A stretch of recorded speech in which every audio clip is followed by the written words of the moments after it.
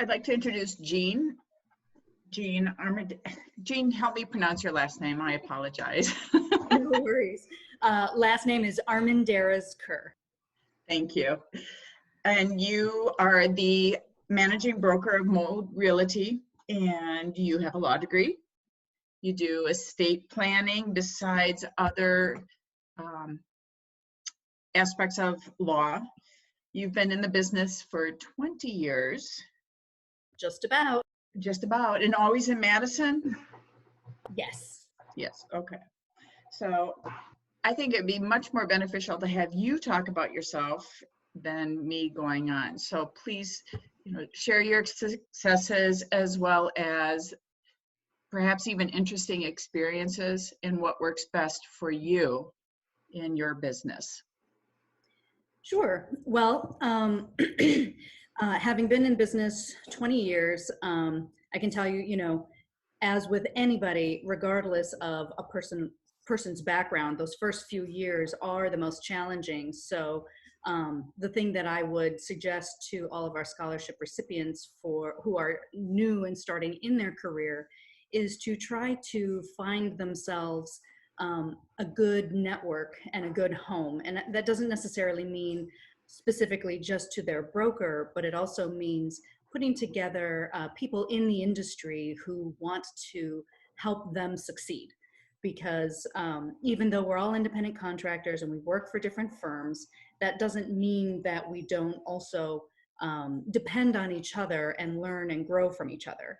And I find there are a tremendous amount of people in our industry who are willing and able and who enjoy mentoring others. So finding other people who have a similar mindset and a mindset where when we all grow, we grow together and we can become strong as an industry is just a really, really important thing.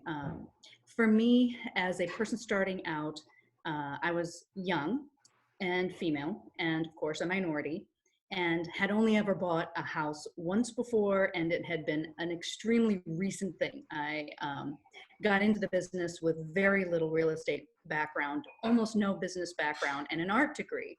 So what really helped me set myself up for success was prioritizing educating myself about homes, about the market, about the physical aspects of home, and really nailing down the knowledge base portion of being a professional, because that helped give me a tremendous amount of confidence when I then had to get in front of my prospective clients, many of whom had bought houses before, and I felt insecure in that I felt like they maybe knew more than I did because I had only just gotten in business, was 23 years old, and hadn't done this very frequently.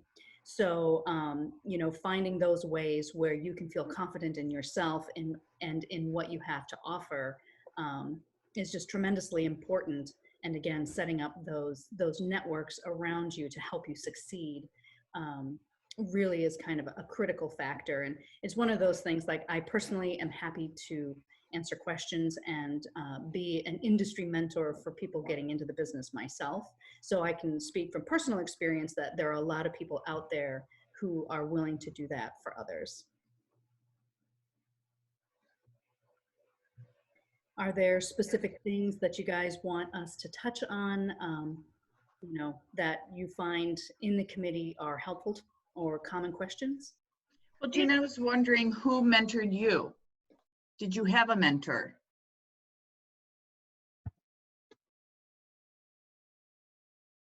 Sorry, the whole mute thing, technology. Well, it's interesting. So I did join the AHEOC committee right off the bat as a new scholarship recipient. And I found a lot of the affiliate members were tremendously helpful in particular. I did have a broker that had a tremendous amount of experience. And of course, a lot of brokers will expect you to reach out to them when you need something. So you have to not be shy about using the people within your own company and within your own office. But certainly a lot of the affiliates were very generous with spending their time with me helping me nail down the areas of the business that related to their part of the practice. And I was lucky in that both of my parents were immigrants to the US. And my mother was a businesswoman in her own right. So she's from China, and she owned and operated a stock brokerage firm up in Eau Claire, Wisconsin. So I learned a lot of good business practice just by watching her and seeing her succeed. So she actually was a tremendous mentor for me, although in a different industry. It was also sales related, was also being put in the position of being somebody's financial advisor, and also doing so as a person who doesn't fit the stereotypical norm. So that was tremendously helpful. And I did find some other agents in my office who both needed help on their front, boots on the ground, and were also willing to answer questions and educate me through the process while working together on various things. So that ended up being an effective way to learn a lot of experience and get some mentoring at the same time in the first year and a half or so that I was in business. Would there be something specific you would do or recommend to new agents today in lieu of what's currently going on with COVID-19? Well, some of the things that I did right off the bat are not available right now. I volunteered to be the babysitter at everybody's inspections in the office. So in the first year, I probably went through 20, 25, 30 inspections for people holding, just opening the doors, babysitting it, taking notes, reporting back, and spending the entire 2.5, 3 hours peppering the inspector with questions about everything under the sun. Unfortunately, you can't really do that right now. I will say that probably the best thing that I would advise getting into the business or being new in the business during a challenging time is that this is actually, in a way, an opportunity because we're not running around a whole lot. We do tend to have a little bit more open space in our schedules that you can fill in with doing research and learning, taking classes, things like that.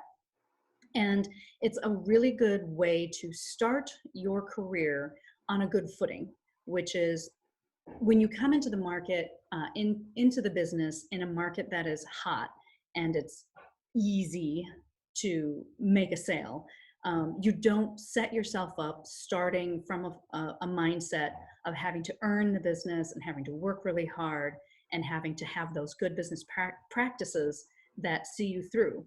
When instead you're coming into it and you're kind of just starting and the market is challenging, you are forced into the position of having to learn systems and learn to do this business from a mindset of providing really excellent service in a competitive manner, which then when the market turns around and takes off, will sort of put you in a position of having strong skills in how you get this done. So when you're starting and you have a little bit more time and marketing is challenging, you can put together marketing packages, ways of promoting yourself, communication skills, and systems for keeping in touch and staying on top of things that people who come into it when things are rather more hectic don't always do. Thank you. Does anybody else have questions for Jean? I actually do. How do you get through the mentoring? I mean, when you mentor, I think it would be really hard not to step on another broker's toes. How do you mentor, say, you being with Mode, how do you mentor me, a Bunbury agent, without my broker being like, wait a minute, what are you, And Sure. for the new agent, why isn't the new, a broker I would think would say, well, why aren't you coming to me? So I'd love to help people, but I don't know how to do it without. Right. So as far as mentoring people, I let people come to me.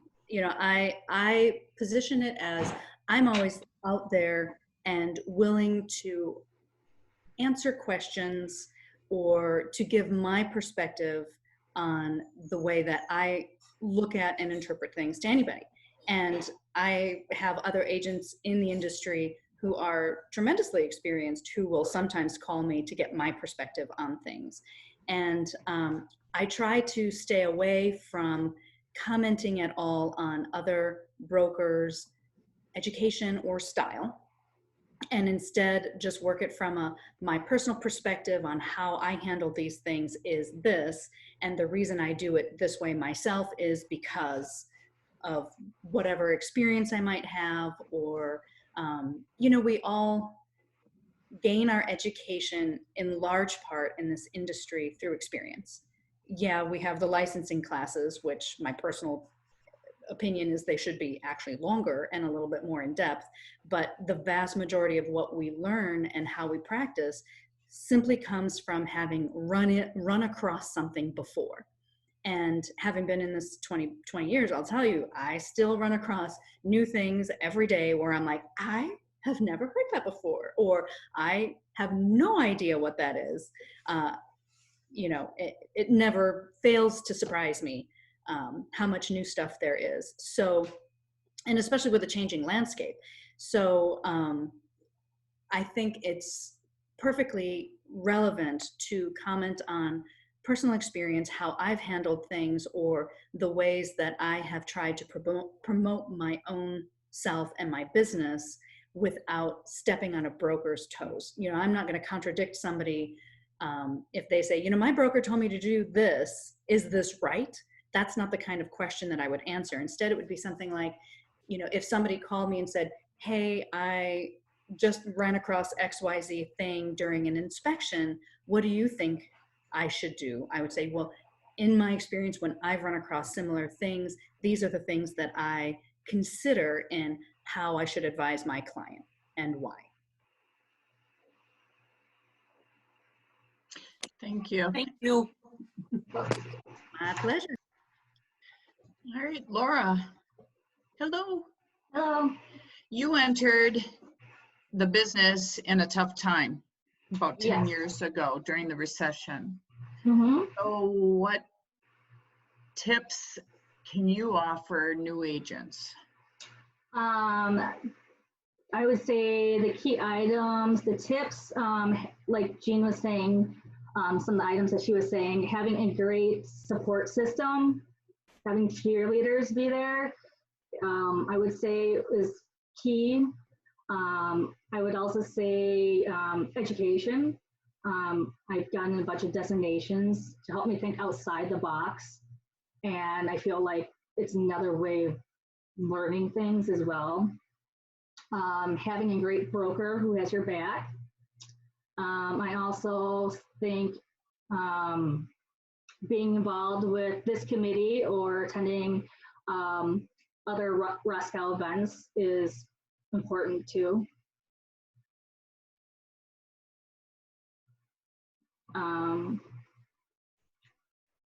And hiring a CPA to help with your accounting. Well, you certainly came in at a difficult time, and now we're kind of going into another potentially difficult time. You had an excellent broker, you said. Now I do, yes. Yep. Now you do, okay. Yep. And reading through your bio, you were highly motivated to succeed too. Yes, yep. When I first started out, I didn't have the greatest broker. They weren't supportive and they're more belittling. So that was hard. So yeah, I wanted to quit, but my friends told me to stick with it. So I did. But yeah, having a broker, having there to answer your questions and help you figure out different ways is awesome to have someone on your side. What would you say your biggest challenge was your first maybe 12, 18 months of being in the business? I feel like I didn't have like proper training really. When I was with the first company and then moving to the other company, I had more training, but I felt like doing the designation courses helped me a lot because I didn't have that training. I just felt like, yeah, I don't know, it's kind of hard. I had to learn things by myself and learn it the hard way. So if I would have had like help or be on a team, I think that would have helped financially, and just learning and getting ideas, throwing ideas from each other and holding each other accountable would have helped. If you had one piece of advice you could give these new agents, these scholarship applicants, what would it be for today? I'd say finding out the prospects' whys and listening to them helps me develop a plan to inspire them to take the next step. So creating like a system or process on how you do your meet with your buyers and meet with your sellers, I will say is key. I'm going to open it up. Do you all have questions for Laura? I have a question. At any time, this is for both of you actually, at any time in the first 2 years, did either of you legitimately consider quitting the business for financial reasons? Mm-hmm. Yeah. Both of you did. Yeah, I mean, it took me working in my multiple jobs. I think I stopped bartending and working. I started bartending after 3 years in, I think. So I did not consider quitting because I'm very stubborn. When I say, this is what I'm doing and this is my path, very little gets in my way. But I tell you, my first year, I fired one of my clients after she backed out of her third offer. My first listing was essentially a double wide with a hoarder with cats who smoked 3 packs a day, who was in an adverse possession lawsuit and had the foreclosure process started against him. So that was my first listing. There were a lot of very challenging clients my first year, which had me somewhat second guessing whether or not anybody could make a business out of it. I did luck out, worked hard, and got a few clients who did close, and that kind of reinvigorated me as far as the career is concerned. But there were definitely some moments after that first year when you're looking at paying your dues, and the first few clients were kind of no-goes, figuring out whether or not you're going to be able to make a deal of it. Mm-hmm. But all right, so in those moments, what kept you motivated? My kid. I didn't want to have to ask my parents for money, so it was my pride, I guess, too. For me, it was having had a boss and having decided I was never having a boss again. So pride in multiple forms.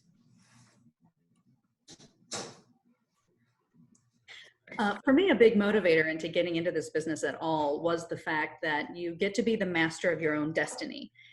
So when you transition mentally from being somebody else's employee and having to reach out with an open hand and ask for something to be given to you that you really want, into saying, okay, I am my own boss, I am the master of my destiny, what do I have to do to go out and get what I want? It's really hard to even consider going back again. So for me, I had made the decision that I was no longer going to be dependent on somebody else's decisions as to my future, and I was going to do whatever it took to make a success. It made it easier to stick with it. The fact that I knew that my success was directly related on how hard I worked, and that was the end of it.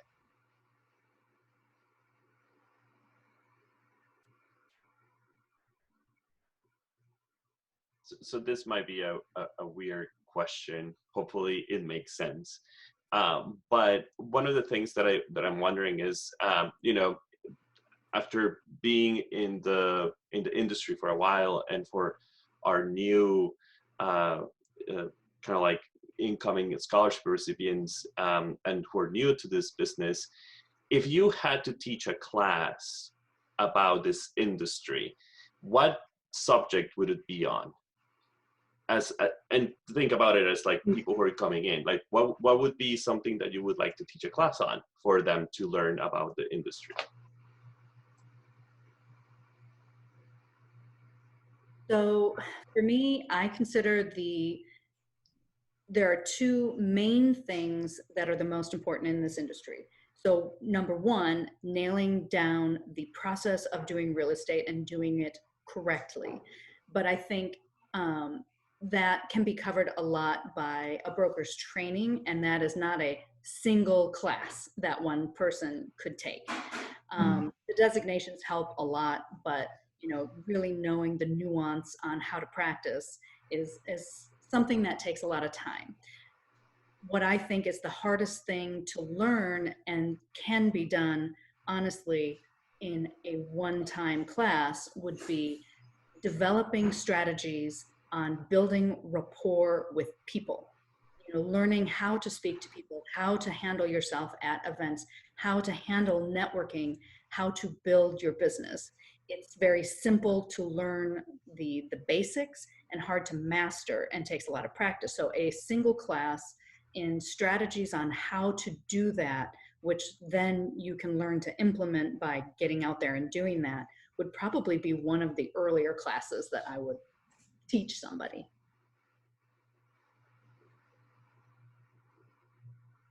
Oh, I don't have anything. I'm just listening to you. I'm like, yeah. But yeah, no, I agree with you for exactly just day-to-day stuff. Like it's totally different because everyone has a unique situation that they're going through. So each person and individual is different. So yeah, the process I would say is because it's totally different from what you read in the books. Can either of you point to a certain point in your career where you had a breakthrough, where all of a sudden you started doing business that you were happy with, or all of a sudden something clicked for you? Or is it all just kind of one fluid, continuous timeline?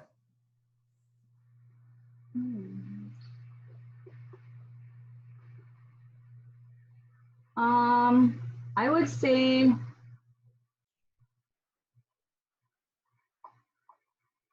maybe 3 years ago, like when just having the repeat customers come back, that was nice. And still coming back and everything, knowing that, they want to buy another house from you is great and rewarding. I would say the year that we had to hire a CPA to do our taxes was probably what I would consider my breakthrough year, because that sort of marked having become successful enough that it was a viable business that had, sustaining repeat clients, like Laura said, but also had succeeded to the point where I needed to get sophisticated about how I looked at the financial end of running a business, because it wasn't just scramble, scramble, scramble, gotta check, do what I can with it, scramble, scramble, scramble. It was now I have enough consistency, I can be thoughtful, and I can.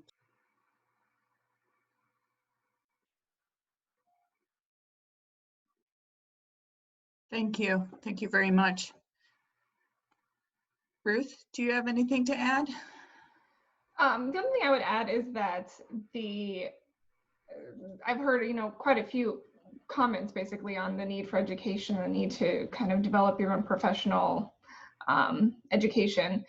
And just kind of an FYI, I'll include this information in the email that goes out to scholarship recipients. But due to the COVID issues, the National Association of Realtors has actually made a couple of their designation courses free to take and reduce the application fee. So ePro and I think Pricing Specialist are the two courses that they've made available at no cost. And they're online courses that you can take at your own time frame. And then there's also, speaking of kind of what Jean just said, they have some information on how to help you manage your finances. Of course, as new agents, I'm sure it's managing how to just bring money in, especially right now. But it is additional information that could help if you need that one little thing to kind of get you over that hump.